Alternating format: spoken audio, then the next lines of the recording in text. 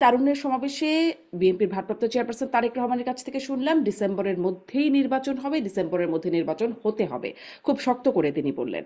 যেই বিষয়টি মানে এর যারা আসলে নির্বাচন আরেকটু পরেও হতে পারে বা ডিসেম্বর থেকে জুনে, তারা বলেন যে এতদিন অপেক্ষা করতে পারলেন তো এই 6 মাস আর অপেক্ষা করলে কি হয়, বা এই 6 মাসের একটা টাইমলাইন ডেডলাইন আছে, এটাকে রোডম্যাপ মনে করলে কি হয়, কেন ডিসেম্বরেই হতে হবে, বিএনপি কেন এই জায়গায় স্ট্রিক্ট?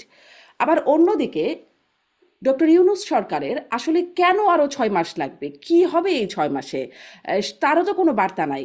উম, এই বিষয়টা কি আপনাদের কাছে স্পষ্ট হয়? দুটো পক্ষেরই দুটো যুক্তি। জনাব, আমি আজিজ আপনার কাছ থেকে শুরু করি। ধন্যবাদ আপনাকে।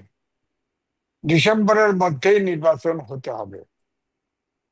হবে কারণ হচ্ছে ডিসেম্বর, জানুয়ারি, ফেব্রুয়ারি এরপরে আমাদের দেশের আবহাওয়া একদমই নির্বাচন উপযোগী নয়। যদিও জুনে একটা দুটো নির্বাচন হয়েছে, কিন্তু এটা নয়। দ্বিতীয়ত, ডক্টর মোহাম্মদ ইউনূসের উপরে কোনো আস্থা নেই। তিনি যে শেষ পর্যন্ত জুনের ভিতরে নির্বাচন দেবেন, এটা আস্থা অনেকেই নাই, যেমন আমার নাই।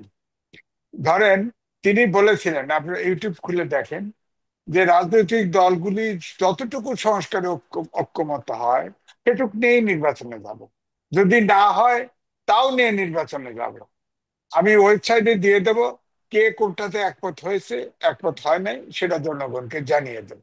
সেখান থেকে তিনি শিফট করলেন কেন? এরপরে তিনি ডিসেম্বর থেকে জুন এটা বলছেন।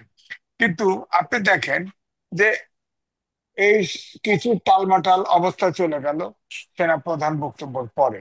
তখন রাজনৈতিক দলগুলোর সাথে কথা বললেন, রাজনৈতিক দলগুলো তাদের অবস্থান থেকে সরলেন না। ডক্টর ইউনূস সাহেব উনিও সরলেন না। উনি সেই ডিসেম্বর জুনের কথাই বললেন। এখানে তো কোনো পক্ষের নেগোসিয়েশনের কোনো মনোভাবই দেখা যাচ্ছে না। সুতরাং এখন যেটা হচ্ছে যে দেশটা তো আসলে খুব, আমি বলবো খুবই সমস্যাগ্রস্ত, অর্থনৈতিক জনাব ভাবে, আজিজ, আমি একটু এই রাজনৈতিক। যুক্তিটা আপনার কাছ থেকে আরেকটু জানতে চাই। আপনি বলছেন যে আস্থা রাখা যাচ্ছে না, কিন্তু ডক্টর ইউনূস তো শুরু থেকেই ডিসেম্বর থেকে জুনই বলে আসেন। আপনি বলছেন যে তার কথা, যে বিষয়টা অল্প সংস্কার বেশি সংস্কার, অল্প সংস্কার চাইলে ডিসেম্বরের মধ্যে বা বেশি সংস্কার চাইলে জুনের মধ্যে নির্বাচন, এরকমটাই তো তিনি বলেছিলেন। অতএব এখনো ডিসেম্বর থেকে জুন পর্যন্ত যদি বলে থাকেন, তাহলে আসলে কেন আস্থা রাখা না, যাচ্ছে না? তাহলে তো ঐক্যমত্য কমিশন পর্যন্ত কথাবার্তা শেষ। প্রত্যেকটা রাজনৈতিক দল তারা কুইজ কোশ্চেন দিছিল, হুম, এমকিউএস সিস্টেমের কোশ্চেন দিছে। হুম, তারা উত্তর দেওয়ার পরে সেটারও টিক মেরে দিছে, কেউ এক্সপ্লেন করে দিছে। তো তাদের পাওয়ার শেষ। এখন অল্প সংস্কার না মৌলিক সংস্কার যা হয়েছে, এখন নির্বাচনের রোড ম্যাপটা দেয় না কেন? শান্তির জন্য রোড ম্যাপটা দেয় না কেন?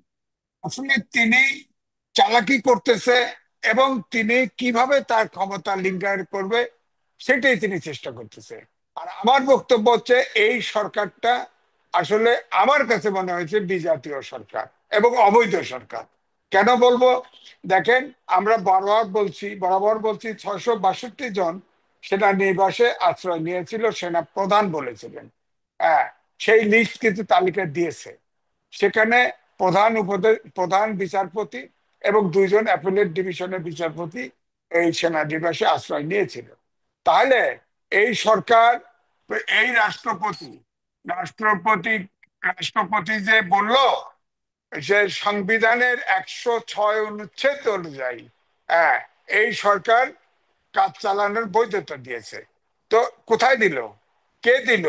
এটা আপনি দেখছেন, আমি দেখেছি। তো সুতরাং এইটা এইটা একটা গোজামিল দেওয়া হয়েছে, অর্থাৎ ওই সময়ে বিচারপতি, অ্যাপিলেট ডিভিশনের বিচারপতি ছিল না। তো তাহলে তাদের বৈধতাটা কোথায়? দুই হচ্ছে, বর্তমান রাষ্ট্রপতির কাছে ওথ নিয়েছে, সেখানে সংবিধান সমুন্নত রাখ- আহ, রাখতে ওথ নিয়েছে সেখানে। তাহলে বুঝতেই পারছেন যে এই সরকারটি সাংবিধানিক সরকার।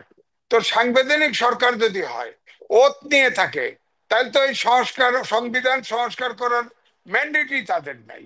দ্বিতীয়ত, এই সরকারের কোনো বৈধতাও তো খুঁজে পাচ্ছি না। তো জি। এটা ক্লিয়ার করে না কেন?